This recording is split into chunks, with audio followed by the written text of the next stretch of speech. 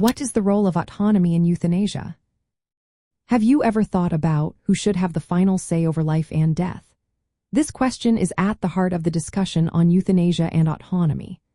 Autonomy is about the right of individuals to make decisions about their own lives, including the choice to end their life if they find their quality of life unacceptable.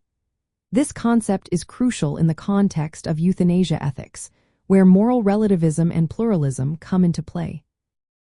When we talk about autonomy, we mean that people should have the freedom to make choices based on their own values and beliefs. In the case of euthanasia, this means respecting a person's choice to seek assistance in dying when they feel their suffering is unbearable. Autonomy supports the idea that individuals have moral authority over their own lives. They should be able to define what makes life meaningful and decide when it is no longer worth living. For autonomy to be truly respected in the context of euthanasia, certain conditions must be met. First, individuals must have access to all relevant information about their options. This includes understanding the risks and benefits of euthanasia.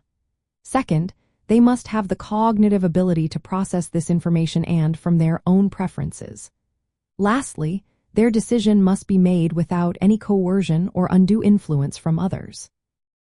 In practical terms, this means that laws and medical practices should allow individuals to make end-of-life decisions based on their definitions of dignity and quality of life.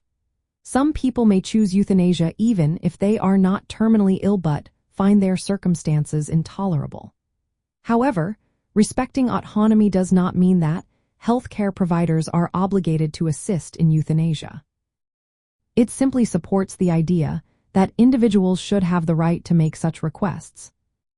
From an ethical standpoint, autonomy is a foundational principle that supports the acceptance of euthanasia. It prioritizes personal freedom over societal judgments. This aligns with moral relativism and pluralism, which recognize that different individuals have diverse values and experiences. However, there are ongoing debates about the limits of autonomy, especially when it comes to vulnerable populations. Concerns about potential abuse or coercion are significant.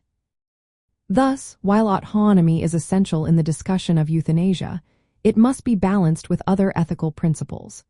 These include beneficence, justice, and the protection of vulnerable individuals.